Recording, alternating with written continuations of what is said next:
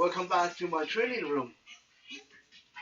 This is Survival Saturday, and I am Johnny Tiger. This is week number 7 of the social distancing, coronavirus, staying at home, saving the world while not doing hardly anything at all. The date is May 2nd, 2020, and we are here to talk about survival and tactics and stuff like that.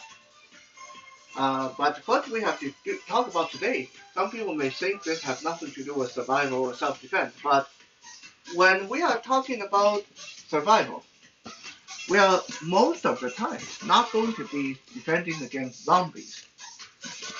We're not going to be defending against aliens or hordes of invaders there to do us harm. Quite often, we are defending against people closest to us, people around us, people at our workplace, or in this case, what we're going to talk about, people who are supposed to be teaching us. Last night, me and my girlfriend, we watched a movie called The Art of Self-Defense. I'm going to post a link up in the description so those of you who are interested can take a look. But that film inspired me to talk about this topic today. How to spot and defend yourself against bad sensei. And yes, just like there are bad leaders, there are bad fathers, there are bad priests, and there are also bad sensei, bad instructors, bad coaches.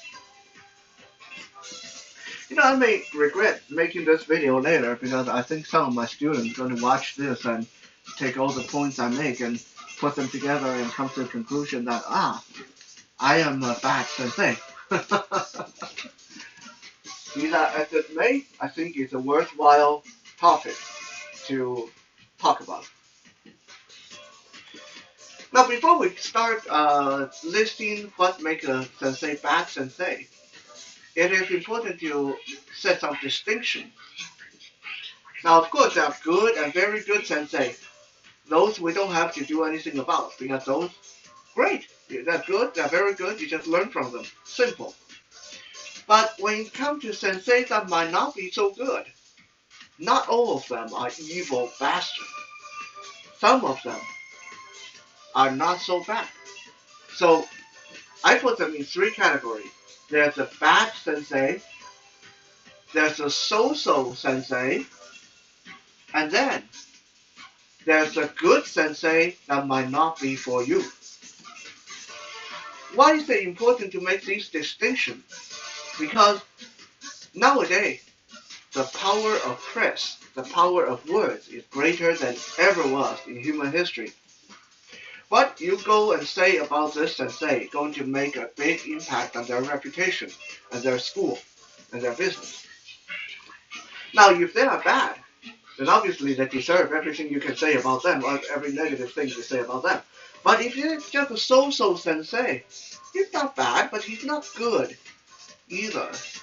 Then he's just a normal guy out there trying to get on as good as he can in the world that he knows how. He's just trying to make money, like you and I. Then probably don't want to be too harsh on them. And if this person turned out to be a really good sensei, but he's just not good for you, then it wouldn't be fair for you to cast negative judgment on him because he wasn't the one for you. Finding the right sensei is almost like finding the right person to have a long-term relationship with. Not everyone's going to be for you, but doesn't mean everyone who break up with you is the evil person sent here by the devil to ruin your life. Sometimes you just don't get along. So let's talk about them. Number 1, bad sensei. What makes a sensei bad? Well, a bad sensei is a person who is power hungry, money hungry, and is a person who doesn't care about your well-being. How do we spot these traits? Let's say you go into a dojo and this sensei is trying to run it like a cult. He's trying to make himself be like God. He's not just this guy who charges money to teach you martial art. He is a person who is like the five-star general. He is a person who demands all the respect from you and gives none back to you. He's a person who tells you that you are nothing and he is everything. Everything must be about him. All the respect is about him. Then he is a bad sensei. Because that is not what we're paying money for. We are not paying money to get ourselves a new lord or a new master. We're paying money to learn how to protect ourselves. And getting yourself involved in some kind of cult is not how you protect yourself. This person is money hungry. Well, you go into a dojo and then your instructor is constantly trying to sell you on this and sell you on that. You got to pay extra for this program. You got to buy his recommended equipment because he gets some backflow, and you got to buy stuff from him, and he's never willing to give you a break on anything. Everything is about money, and everything is about how much he can get out of you. That is a bad sensei. Because when I pay money, I want to come in and learn martial art. I come in and learn self-defense. Honestly, I don't think it's even fair for me to come in and learn self-defense and then you want to charge me $200 to test me for my belt. I think that's silly. I think that if you want to test me, that's you wanting to test me. I know how much I progress. I know how good I am or how bad I am.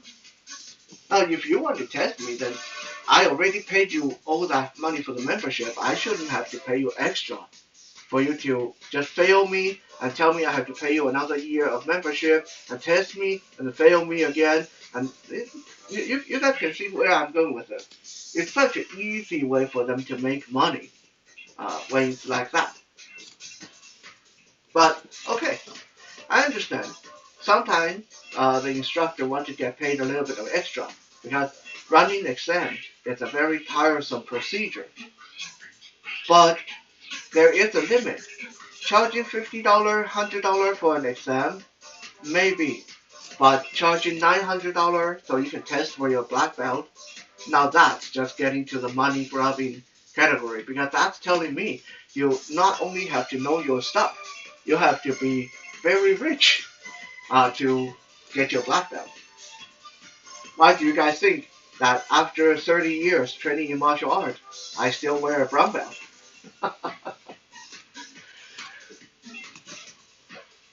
Another thing to spot with a bad instructor is someone who tries to sell you an idea that they are not. Someone tries to dress their stuff up to be the best. Come and learn from me, and then within a week you'll be like the special forces people. That's not good. Because if they're that good, then they will be working for the government. If they're really that good, they'll be working for the military. So if they're trying to tell you that their stuff is that lethal, that good, that deadly, that effective, they're lying to you. And if they're lying to you already, then they are not very good sensei. Now the last one, sensei that don't have any interest in your well-being. Now I'm not talking about the sensei that don't talk to you. There are a lot of sensei that they are kind of introvert. They don't feel comfortable interacting with their student. But if there are any kind of good sensei at all, if you go out to say to him, when we did this last time, I really hurt, it really hurt my elbow, they should be paying some attention to what you say. They should tell you, okay, can you show me what you did? Maybe some form is wrong. Uh, okay, if it hurt, then next time don't do it that way. They should give you something, okay? They wouldn't be the kind of sensei that tell you, it's supposed to hurt. Hurting means that you're growing. That's okay. Suck it up like a man. You keep doing it. You come here to learn. You come here to grow. I'm showing you how to learn. I'm showing you how to grow. You're not going to be able to tell people to stop hitting you on the street just because it hurts, so it's okay to hurt here. Uh, that is probably not the kind of sensei you want to associate with, because he doesn't care if you are hurting yourself by doing what he told you to do. Now, during push-ups, during exercises, some sensei will tell you that it's supposed to burn, it's supposed to hurt. That's cool. That's okay. There's good hurt and there's bad hurt. And it's up to a sensei to spot that. And it's up to a student to communicate that. If you got into a car accident a few years ago and messed up your shoulder, and then your sensei to tell you to do push-ups, well, he doesn't know that you got into a car accident. It's up to you to tell him that. But if after you tell him that, he still expects you to do push-ups and burpees and all that stuff, or he even looks down on you just because you can't do them, then this person is a bad sensei. If a person put martial art and money before his student or her student, they are bad sensei. Get out of there. Don't associate with them, because these people are lawsuits waiting to happen. Number 2, the so-so sensei. What are so-so sensei? Well, I run into a lot of so-so sensei in my time. I'm not going to give names. I'm not going to ruin their reputation or anything. But very often, I walk into a dojo, a new school, because I like to get myself involved in different martial arts. I like to keep learning different stuff. I walk in there and I am in this school for about a year or 2 years, and the instructor probably ever spoken 2 or 3 words to me. He'll acknowledge me when I'm working out with the class. He'll acknowledge me when I'm training, but he doesn't come and say hi or inquire about my well-being. When I hurt myself during training, he doesn't inquire about me. When I look confused and try to ask him for pointers, all he does is detail some higher belt to show me what to do. I have gone through years training with a sensei or instructor, and I still have no idea what their first name was. And they probably have no idea just exactly how blind I was. These are so-so sensei. They don't really want to do any harm to you, but they don't really care. They're just there. Maybe they get paid by the dojo every hour they teach. So they don't care who shows up. They don't care who doesn't show up. They come here, they show you their stuff, and afterwards they walk away, and they don't get into any discussion or relationship or friendship with their students. They don't really bother to inquire who understands them, who doesn't. These are the so-so instructors. They don't really care. They're just here to make money. They work, they go home. They might not even like their job that much. So these are someone who's not necessarily bad, but you probably will not have a future with people like that either, because if they don't care about their martial art, they're not going to care about you. And they're not going to care about how to show you to be a good martial artist. Number 3, sensei that are good but might not be for you. We see more and more. There are sensei that are really hard line. They might be retired military, they might be retired policemen, and they believe in everything got to be hardcore. You go in there, they tell you that you got to be able to fight off 4 or 5 guys, and no matter how hard you get stomped on, you have to get back up, and you have to be able to do 500 push-ups and run 10 miles. Otherwise, you're not going to be able to survive out there. You're supposed to be able to get up and fight even when your arm is broken. Are they bad instructors? No. To be fair, that they are being hardcore, they're being realistic. But what they forget is most of us do not walk in there. They expect to become Navy SEAL or Special Forces in a couple of months. Some people walk into a dojo, they've been clerks, accountants all their life. It's not fair to expect that kind of performance and mindset out of a student. What they are teaching you are good stuff, but they're teaching the wrong crowd. These instructors need a reality check to actually sit down and look at the kind of people that are coming to study from them. When if it's a teenager that come and learn from you, you don't want to say when someone hold a knife to your head or throat, you take it away and you cut the person here, you cut the person there, and you stick it in their neck and rip out their heart. That's probably useful to know on the battlefield if you're training someone who's going to go into the CIA or going to be Green Beret. But it is not how you train a teenager. It is not how you train civilians. So these are misplaced good instructors. They are good. They know their stuff. A lot of these instructors are really impressive.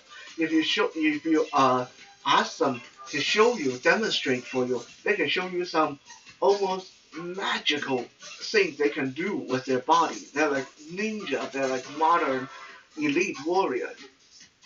But they forget that not everyone want to be or can be modern ninja or elite warrior.